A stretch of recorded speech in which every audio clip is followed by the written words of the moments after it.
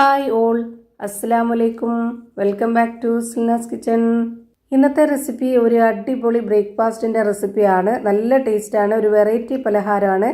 രാവിലെ തന്നെ ബ്രേക്ക്ഫാസ്റ്റ് ആയിട്ട് കഴിക്കാനാണെന്നുണ്ടെങ്കിൽ കറികളുടെ ഒന്നും ആവശ്യമില്ലാതെ വെറുതെ കഴിക്കാൻ ഭയങ്കര ടേസ്റ്റാണ്. അതുപോലെ തന്നെ നമുക്ക് വൈകിട്ട് സ്നാക്സ് ആയിട്ട് വേണമെന്നുണ്ടെങ്കിൽ അങ്ങനെയും കഴിക്കാം.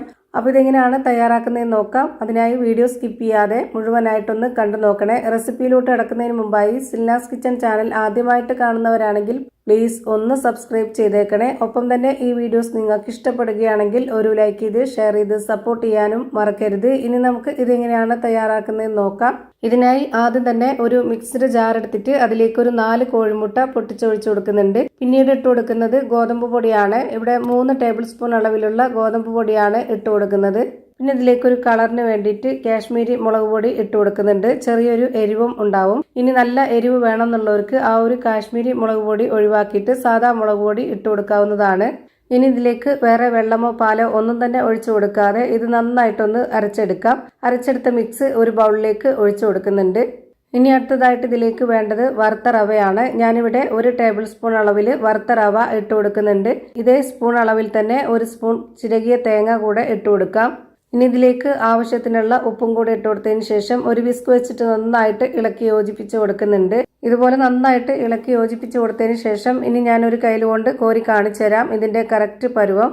ഞാനിപ്പോൾ ഇതുപോലെ ഒരു വിസ്ക് വെച്ചിട്ട് നന്നായിട്ട് അടിച്ചെടുത്തിട്ടുണ്ട്. ഇനി ഒരു കയ്യിൽ വെച്ചിട്ട് ഇതൊന്ന് കോരി കാണിച്ചു തരാം. ഇപ്പം നിങ്ങൾക്ക് കാണുമ്പോൾ മനസ്സിലാവും ഇതിൻ്റെ കറക്റ്റ് ഒരു പരുവം. ഇനി ഇതൊന്ന് ചുട്ടെടുക്കണം. അതിനുവേണ്ടി സ്റ്റവിലേക്ക് ഒരു പാൻ വെച്ച് കൊടുത്തതിന് ശേഷം ഫ്ലെയിം ഓൺ ആക്കിയിട്ട് ഈ ഒരു പാൻ ഒന്ന് നന്നായിട്ട് ചൂടായിട്ട് വരുമ്പോൾ അതിലേക്ക് ഒരു കയ്യിൽ മാവ് ഒഴിച്ചു കൊടുത്തിട്ട് ഇതുപോലൊന്ന് ചുറ്റിച്ചെടുക്കാം. ഇനി അതിന് മുകളിലേക്കായിട്ട് കുറച്ച് ഓയിൽ ഒഴിച്ചു കൊടുക്കുന്നുണ്ട്. ഓയിൽ നിർബന്ധമില്ല, താല്പര്യമുള്ളവർക്ക് ഒഴിച്ചു കൊടുക്കാം. ഓയിലും കൂടെ ഉണ്ടെങ്കിൽ കുറച്ചുകൂടെ നല്ല ടേസ്റ്റാണ്. ഈ ഒരു ഓയിലിൽ കിടന്ന് നന്നായിട്ട് വെന്ത് മൊരിഞ്ഞ് വരുമ്പോൾ ഭയങ്കര ടേസ്റ്റാണ്.